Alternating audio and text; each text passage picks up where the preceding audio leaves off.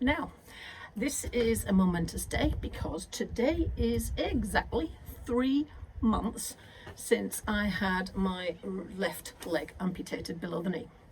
Today, I am also at the bird hide that I walked to with 2 feet whilst I was still able to wear the prosthetic, and I struggled to make it this far when I was on my own 2 feet.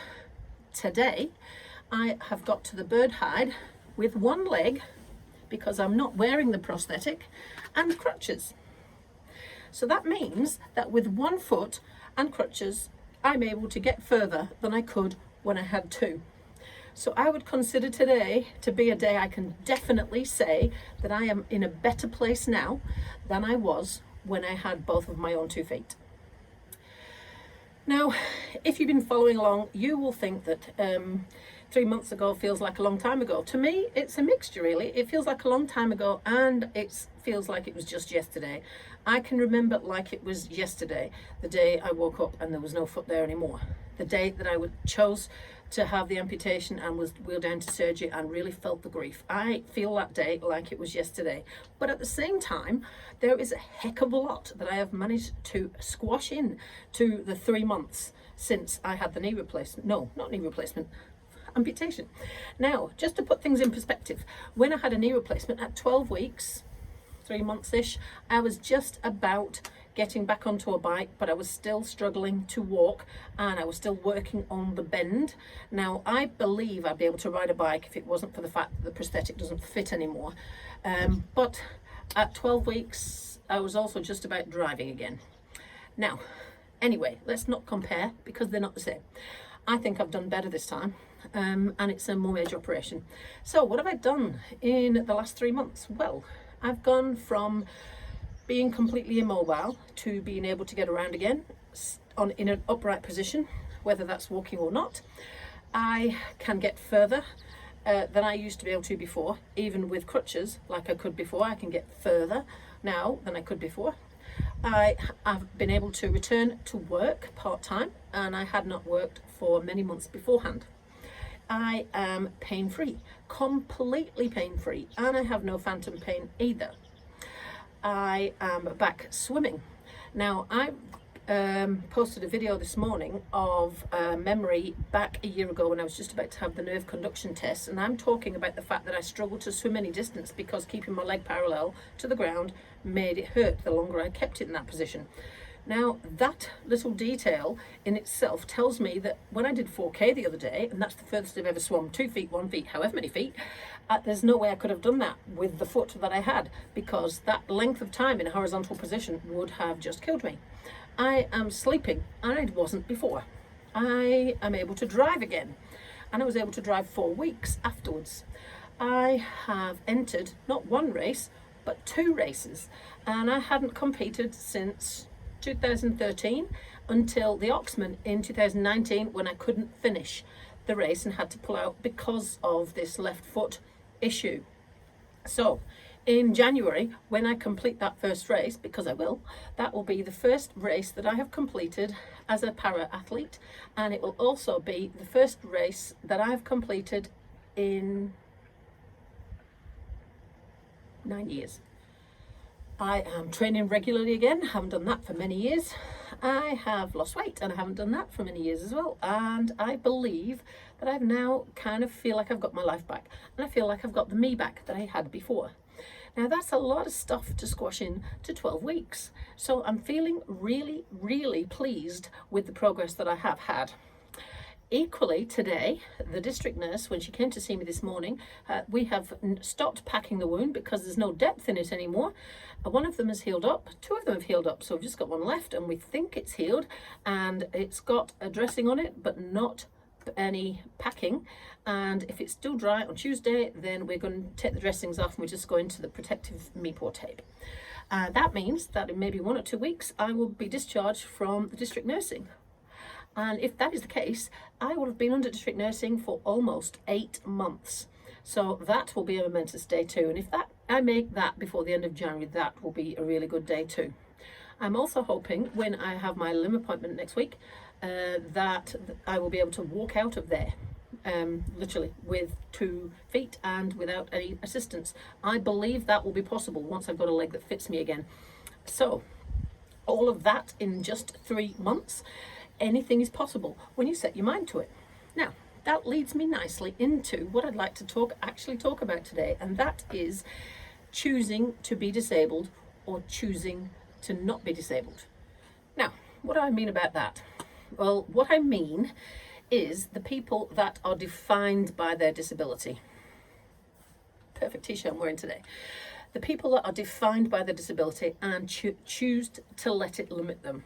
Now, I'm not that person. Well, you know that. And I see those people around. I also see the other people around, and it's quite interesting, the mixture of those. Now, some people, sorry, my watch starting up. Some people choose to allow the disability to limit what they do. Like people that are in wheelchairs when they actually probably could push themselves to walk, but choose not to. People that have got visual impairments that choose not to take charge of their life and find ways around it, like voice activated phones and things like that, and then decide they're going to allow other people to be their third person and rely on other people. People that choose to be in the house and be defined by their disability rather than being out there and finding new ways to do things. Now, I am not that person. I have never been that person, but there are people out there that do that. Now, then there's another bunch of people that decide that although they are perfectly able-bodied, they really should be disabled.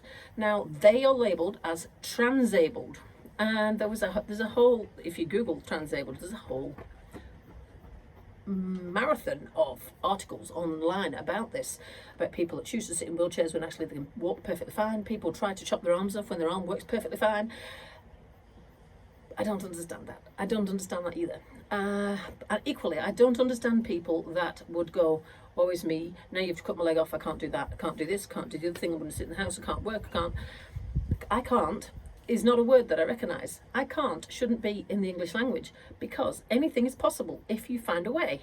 Now, for example, today, I wanted to go for a walk. Now, I can't walk as in walk, because I've only got one leg at the moment, because the other one is gathering dust waiting to be remade. So I decided I would give it a go on the crutches. What would happen? What's the worst that could happen? I would have to turn around and go back before I made it here. I'd have to sit down for longer than I wanted to before I made it back. There's nothing else that's terrible that's going to happen from this. You know, my other leg's not going to fall off. The only thing positive out of it that can possibly come out of it is positive, and that is that I made it to this bird hide. Equally, I go swimming. Everybody who joins me in the pool seems to think that they can swim faster. I probably swim more now than I ever did before. Just by the way, I'm still at the top of the table in the swimming challenge, but I've got 2 blokes close on my heels in second and third place. I'm only 1,000 meters ahead. But I decided today that I was going to give my little old arms a rest and go for a swim tomorrow. Because if I keep on doing it every day, I'll come to a burnout point at some point or other. I know this from triathlon training.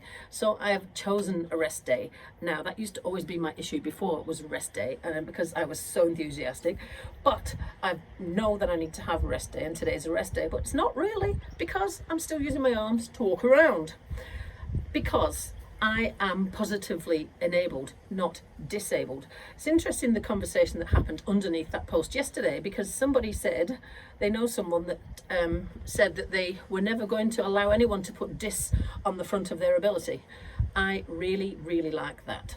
That's a very good point to make. I am not going to allow anybody to put dis on the front of my ability either. Equally, I found a really good car sticker I'm actually contemplating having made. Somebody sent it to me, and it goes in the back window of a car, and it says, "I don't look disabled?" Question mark. Well, you don't look stupid, but there we are. Now, I know that's quite a confronting statement, but I'm really tempted to put it on the back of my car, because the amount of people that I can see the judgment going through their mind when they see weight management, personal training, massage, and I walk up and I'm on crutches with one leg. I see that so much. I am so tempted to put that little thing in the back of my car window. I just might. So the message I want for you today is that you should not let any type of disability define you at all. You should not let anything that anyone says that is limiting define you at all. No one would ever be able to say you cannot do blah blah blah and me believe it. There is no way. I would never believe it. Like I've said, 3 times it told me to pull myself out of that race and I didn't. I kept myself in. In fact, I've entered another one 2 weeks earlier. And that's the sort of thing. You need to be pig-headed and you need to be bloody-minded and look after yourself. There is no point in being woe is me and sitting in the house and boo-hoo, because there's only one life. And that life is this one. There is nothing you can do to change it. There's nothing you can do to go back in time. You have got to go forward from here with what you have got and make the most of every day. Every day should be an awesome one, and you should slide into your grave sideways at the end going, yahoo, what a ride, not sitting in a perfectly preserved body like your mum's Sunday best.